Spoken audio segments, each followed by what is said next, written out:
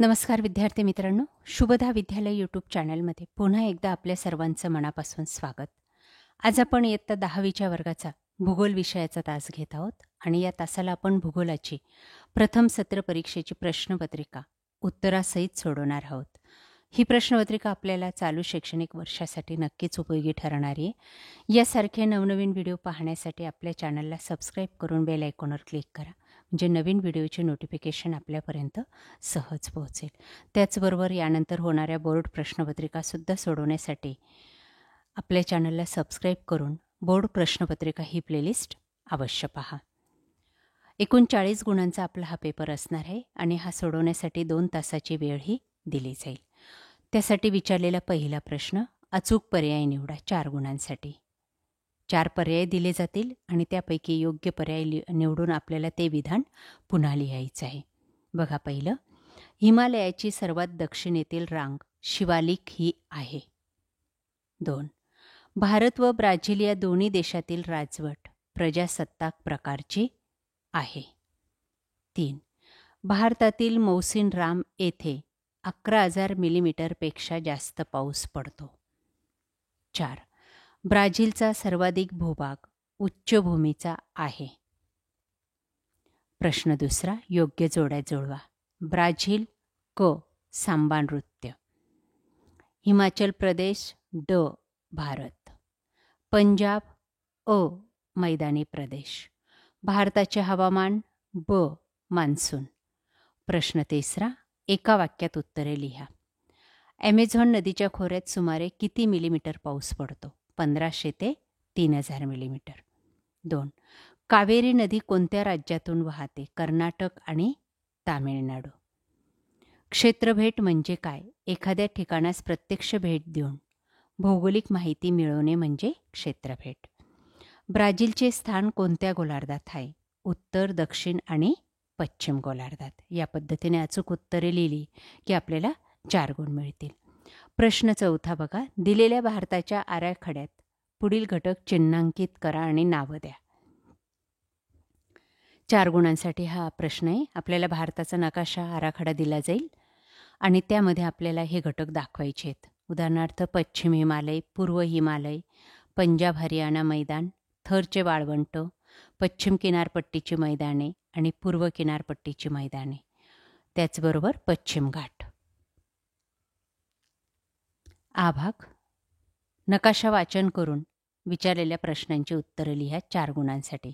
बघा, या ठिकाणी ब्राझीलचा नकाशा दिलेला आहे आणि त्यावर आधारित काही प्रश्न विचारले आहेत. पहिला प्रश्न, ॲमेझॉन नदी खोऱ्याच्या उंचीची कक्षा सांगा. 0 मीटर ते 2000 मीटर. दुसरं, ॲमेझॉन खोरे हे कोणत्या 2 उच्चभूमीच्या दरम्यान आहे? गियाना आणि ब्राझील. 500 मीटर ते 1000 मीटर उंची असलेल्या प्रदेशाचे निरीक्षण करा.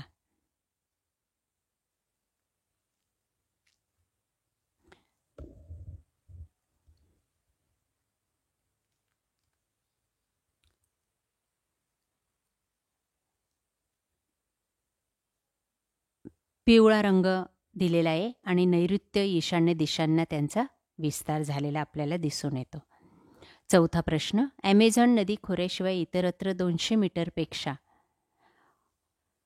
कमी उंची असलेले भूप्रदेश पॅराग्वे आणि पंपाज. 5. 200 ते 500 मीटर उंची असलेल्या व ज्यातून ॲमेझॉनच्या अनेक उपनद्या वाहत आहेत अशा पठारी भागाचे वर्णन. ॲमेझॉन खोरे, ब्राझील पठार आणि या दरम्यान पसरलेला तो आहे. झिंगू व तिच्या उपनद्या त्या ठिकाणी आहेत. हे झालं त्याचं वर्णन. त्यानंतर पुढचा प्रश्न, भौगोलिक कारणे लिहा. 1. ब्राझील देशातील उच्चभूमीच्या ईशान्य भागात पाऊस अतिशय कमी पडतो. 2. भारताच्या पश्चिम व पूर्व किनारपट्ट्यांमध्ये विषमता आढळते. 3. भारताकडे एक तरुण देश म्हणून पाहिले जाते.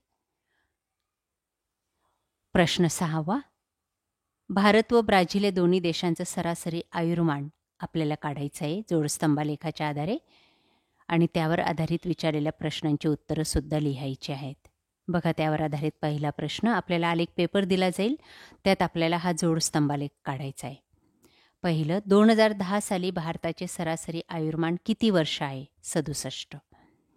दोन्ही देशातील सरासरी आयुर्मानातील वाढ कोणत्या दशकात समान आहे? 1990 ते 2000. दोन्ही देशांच्या सरासरी आयुर्मानाबाबत आलेखाच्या वाचनानंतर काय निष्कर्ष काढाल? तर ब्राझीलचे सरासरी आयुर्मान भारतापेक्षा अधिक आहे. त्यानंतर आलेखाचं वाचन करून त्याखाली दिलेल्या प्रश्नांची उत्तरे लिहा. 1. वरील आलेखाला शीर्षक द्या. भारत, वय आणि लिंग मनोरा. 2. सर्वाधिक लोकसंख्या कोणत्या वयोगटात आहे? 10 ते 14 वयोगट. य अक्षावर दिलेल्या वयोगटातील वर्गांतर लिहा. 4. 60पेक्षा जास्त वयोगटातील स्त्री पुरुष यापैकी कोणाचे प्रमाण अधिक आहे? स्त्रियांचे. 55 ते 59 या वयोगटातील स्त्रियांचे प्रमाण किती टक्के आहे? 2%.